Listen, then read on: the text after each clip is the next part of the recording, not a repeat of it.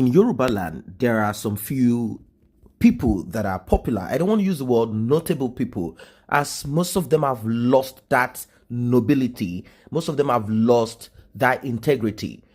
The new group called àm0T in the southwestern part of Nigeria is swaying stronger and getting stronger. Bola, Ahmed, Tinubu, anything, everyone and everything is expendable to Bola Ahmed Tinubu. It does not matter how much gnashing of teeth is going on in the streets of Yoruba nation. It does not matter to him how much tears is being shed by Yoruba sons and daughters. It does not matter to him how much suffering, agony, misery is inflicted on every cranny of Yoruba nation, on Odua's land by his Fulani masters. As long as he's protected and his ambition is on course, is perfectly all right. This is by Remi Oyeyemi. He went on to give out a proverb. He said, "Be afflicted and know those who love you." He went to the second proverb. He said, "You know your true friends in time of trial." I'll call this a more or less aphorism. That's what I'm going to call this. Time is very powerful, a very powerful element in nature. Time derobes and robes. It disarms and harms. It convicts and acquits. Time exculpates and exonerates. Time vindicates and rehabilitates. It corroborates and extenuates. With time, assumptions are confirmed or thrown to the curb as baseless and vacuous. Time is never oblivious. Neither is it ever stagnant. It is ever conscious. It never sleeps. In nature, there are legion of variables. These variables are centripetal to the definitive characteristics of nature.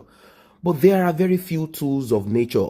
Among the few tools is providence, which some would understand or characterize as a sort of divine intervention. Providence intervenes at auspicious times to salve, save, salvage, or sink, sag, or submerge. The awesomeness of the ways of providence is why it is viewed as divine intervention by many. It is why it is viewed with amazement by not a few. This is because at the intervention of providence, all doubts are erased, all prevarications are vacated, all cavilling are cramped, all capping are cramped. The rain will be gone completely, and the people will be able to see very clearly, crystally, and translucently. As to the true identity of Bola Ahmed Tinubu, aka Jagaban, the CEO of APC, with every passing second, every passing minute, hour, days, weeks, month, and years, we are finding out who he is and what he is about.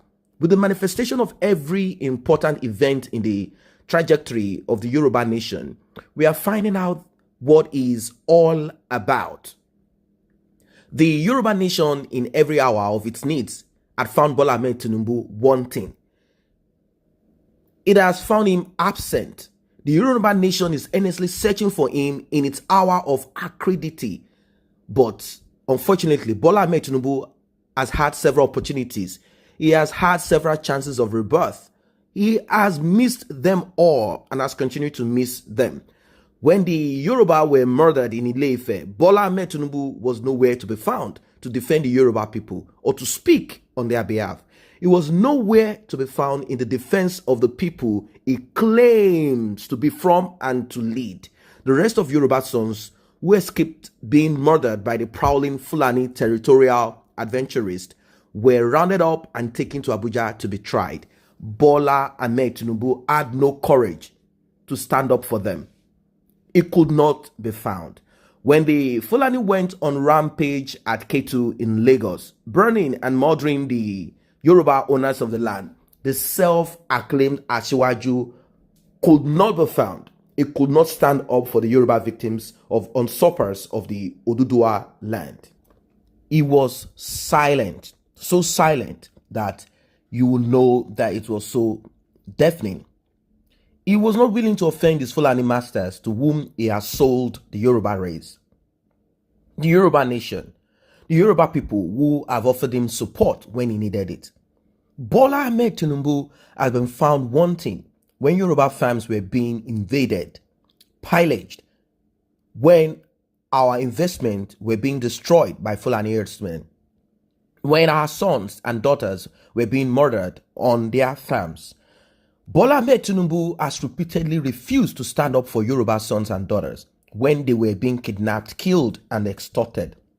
Not a word on record has he said unequivocally on record in support of the Yoruba sons and daughters across the Hesos. He was silent when Chief Olufalaye was kidnapped and his farm invaded. He was silent when Chief Falaye's guard was kidnapped and killed. When the daughter of Afenifere leader was murdered, Tinubu's way of commiserating was asking, where are the cows? Now, àm0T has become an issue. Bola Ahmed Tinubu is nowhere to be found again. The self-acclaimed Asiwaju, a title that simply means is to be on the forefront, like the first son. He has become an absentee one. At every turn, when he is expected to stand up for the Yoruba people, the Yoruba nation, the Yoruba sons and daughters, Tinubu has always been found wanting. Bola Ahmed Tinubu, at every turn, at every opportunity, at every chance he gets or he has gotten, he has no qualms. He has had no problems throwing anyone under the bus. The Yoruba nation, to please his Fulani masters, to Tinubu, it does not matter how many Yoruba sons and daughters were murdered or maimed. It doesn't matter to him much of the Oduduwa people. Oduduwa's land is appropriated by the Fulani aggressors and neo-colonialists. To Bola Ahmed Tinubu, anything, everyone and everything is expendable. It does not matter how much gnashing of teeth is going on the streets of the Yoruba nation. It does not matter to him how much tears is being shed by the Yoruba sons and daughters. It does not matter to him how much suffering, agony, misery is inflicted on every corner and cranny of Yoruba nation, on Oduduwa land by Fulani masters, as long as he is protected and his ambition is on course, he is perfectly all right. So the question now remains, how many sons and daughters of Oduduwa have to lose their lives for Tinubu's ambition to be realized?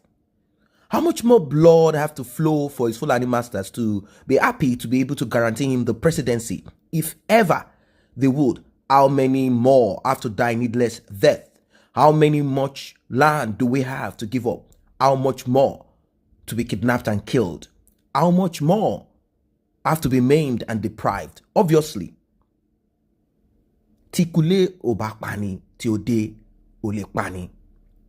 Bola Ahmed Tinubu has to understand that it was never enough to get himself the title of Asiwaju. Thank God it was the Asiwaju of Eko land and not the Asiwaju of the Yoruba nation, as many of his paid centuries have always wanted to portray him. Was the purpose of his title to lead whoever follows him to the Golgotha to be slaughtered? Was that the purpose or the objective? An interpretation of that aphorism simply means, if the enemy within, or the friend within, or the friend that turns to an enemy within does not kill you or give out information, the one from outside cannot have access. Simply put, it is the person inside that sells you out. The creation and launching and the continued subsistence of àm0T project is an act of providence.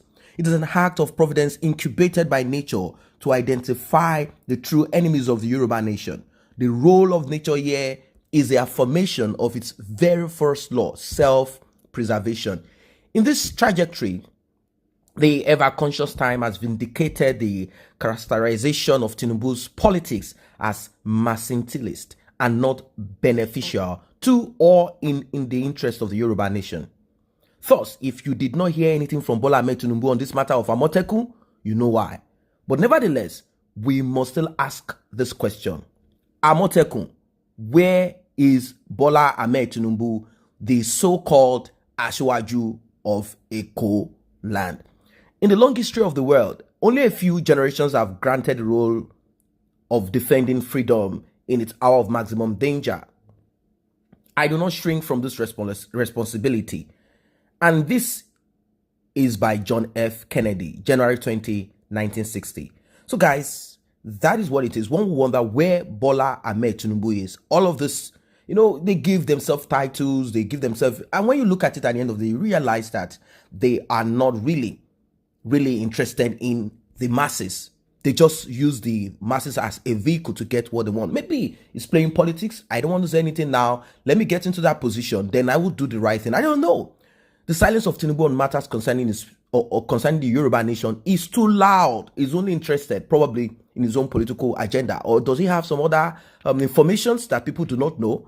If you think so, let us meet at the comment section. And if you're not a member of this channel, let's grow it together by you tapping on the subscription button and the red notification icon bell below.